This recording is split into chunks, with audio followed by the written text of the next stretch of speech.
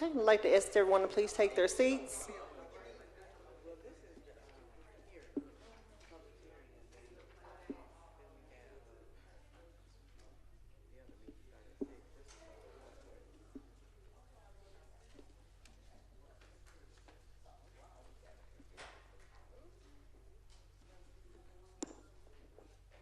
All right, good evening, everyone. We are here for the public hearing for Financial Integrity Rating System of Texas, first state financial accountability rating for 2024-2025. This meeting has been posted according to the Texas Open Meeting Act and is being held at Lancaster ISD Administration Board Auditorium at 422 South Center Avenue, Lancaster, Texas, 75146. The day's date is December 18th. The time is 5:32 p.m. And I will call roll. Ms. Cortez? Present. Ms. Morris? Present. Mr. Cluis? Present. Myself present. Currently absent is Ms. Nichols, Mr. Smith, and Mr. Jones. Okay. Dr. Purry, do we have any citizens' communications? Not to my knowledge, President Hamilton. Okay, thank you. And at this time, we will start with our public hearing. The time again is 5:33 to open the hearing. 4.1 is to discuss Lancaster Independent School District Financial Integrity Rating System of Texas, State Financial Accountability Rating for 24-25. And then 4.2 will be public comment of the Lancaster Independent School District. Dr. Pereira. Thank you, Madam President. I'm going to call forward Ms. Dana Shaw Mosley to present that information to our board and our community. Ms. Mosley, the floor is yours whenever you're ready. Good afternoon, Board President, Board members, and Dr. Pereira. This evening, we're here for the public hearing of the Financial Integrity Rating System of Texas State Financial Accountability Rating for fiscal year 2024.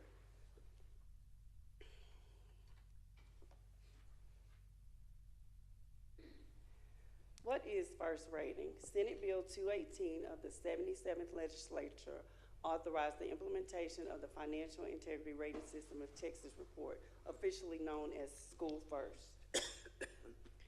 The law requires that each school district hold a public meeting, which can be part of the regular school board meeting, to provide an opportunity for the public to comment on the report at the public meeting and to make available to the public financial management reports that must include a description of the district's financial management performance based on indicators provided by the Texas Education Agency.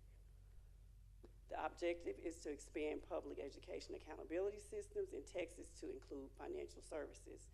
And the primary goal is to improve management of school districts' financial resources, to fairly evaluate the quality and financial management decisions, to openly report the results to the general public, and the ratings are applicable to the audited financial statements of the previous fiscal year.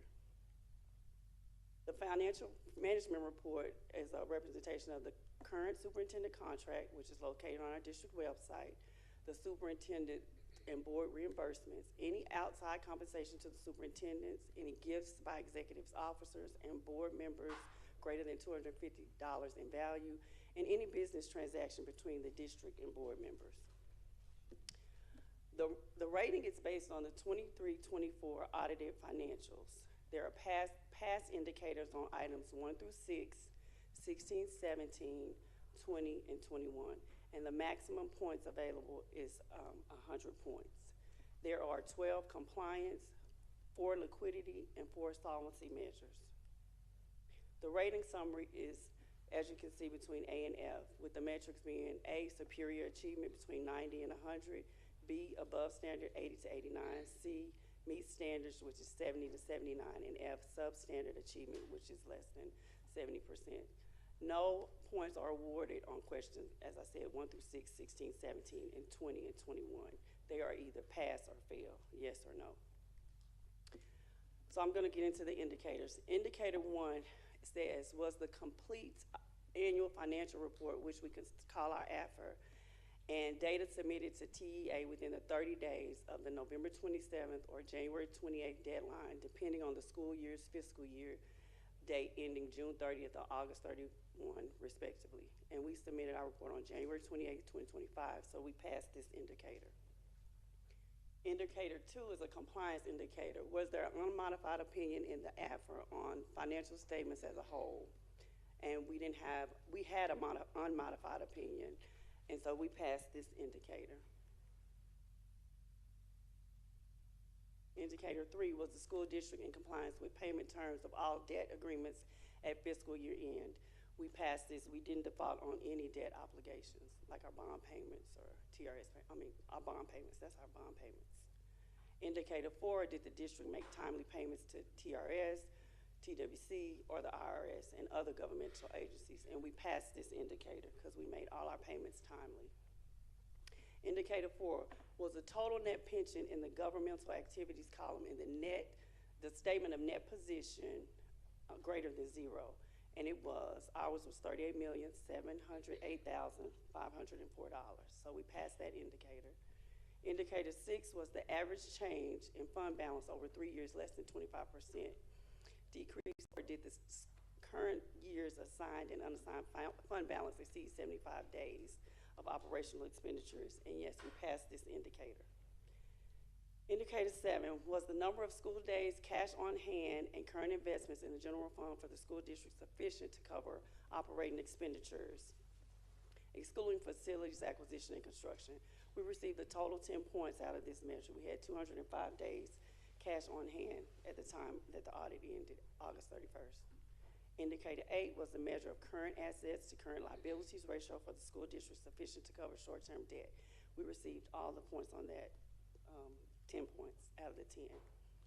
Indicator 9, did the school district's general fund revenues equal to or exceed expenditures? We received the whole 10 points on that. Our expenditures did not exceed the revenues that we received for that fiscal year. Indicator 10 is not being evaluated, but so that you get the total 10 points for that. It's not an indicator for that. Indicator 11 was the ratio of long-term liabilities to total assets for the school district sufficient to support long-term solvency. And we received 8 points on this. The solvency one was the correlation between future debt requirements and the district's excess property value. We received the 10 points on that. The correlation was 3.323, and it's a matrix that's behind the information received, and you can see the point values on the matrix. Indicator 13, compliance with the school district's administrative cost ratio equal to or less than the threshold ratio. We received 4 points on this, and this is our, we have the legal fees or the conservator expenditures. That's a little high. We're working on that, so you should see an increase in the next fiscal year because we've moved around expenditures to align more with the functional activities that we do. 14, solvency. Did the school district not have a 15% decline in student to staff ratio over 3 years? We received the total 10 out of 10 points on this ratio. Compliance. Was the school district's ADA within the allotted range of the district's biennial pupil projections submitted to TEA? As you know, we submit a projection of ADA, and then we come back in, and then they measure it with the final results with TEA. We received a total 5 out of 5 points on this measure. 16, did the comparison of the PIMS data to like information in the school district's annual financial report result in a total variance of less than 3% of all expenditures by function? And yes, this is when we submit our data at the end of the year with PIMS to TEA, and they match it up with our annual financial report, and we passed. We had less than 3% of the expenditures by function off. Compliance. Did the district's external independent auditor report that the annual financial report was free of any instance of material weakness in internal controls over financial reporting and compliance for local, state, or federal funds, and free from substantial doubt about the district's ability to continue as a going concern? This is basically saying that the school district can continue on based on our financial position, and we passed that rating. Indicator 18, did the external independent auditor indicate that the annual financial report was free of any instances of material non-compliance for grants, contracts, and laws related to local, state, or federal funds? We received a 10 out of 10 points on this measure. 19, did the school district post the required financial information on its website in accordance to government code, local government code, Texas Education Code, Texas Administrative Code, and other statute laws and rules that were in effect At the school district's fiscal year end, we received a total 5 out of 5 points on this measure. 20, did the school district's administration and school board members discuss any changes and/or impacts to local, state, and federal funding at a board meeting within 120 days before the district's adopted budget? And we passed this. As you know, we hold the budget committee meetings every quarter for the board before we present the budget and adopt the budget. Indicator 21, did the school district receive an adjusted repayment schedule for more than one fiscal year over the allocation of school, foundation school program funds because of financial hardships? And we did not, and we passed this measure.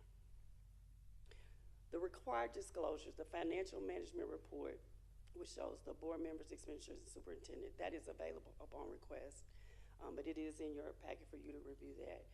And then another question is, was the compensation and/or fees received by the superintendent for professional consulting and/or other personal services in fiscal year 2024? It was non-reported. Did any board member receive gifts or executive officer in fiscal year 2024? There was non-reported. Any business transactions between the district and the board members in fiscal year 2024, and none was reported. So how did Lancaster rate? Out of the 100 points, Lancaster received 92 out of the 100 points, and we passed with a superior achievement rating of an A.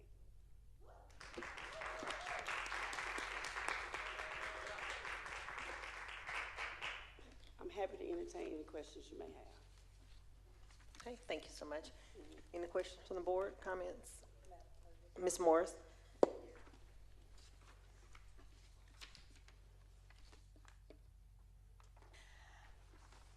Ms. Mosley, thank you so very much for your hard work under the leadership of our superintendent, Dr. Pereira, and your staff.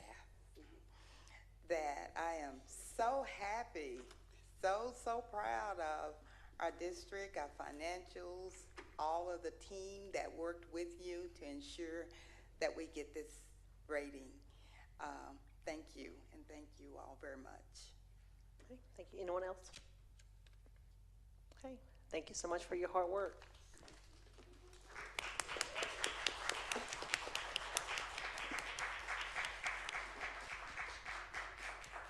All right, we will move on to 4.2. This is a public hearing, and this is an announcement to the community. Do we have anyone from the audience that would like to come down and speak on the first reading?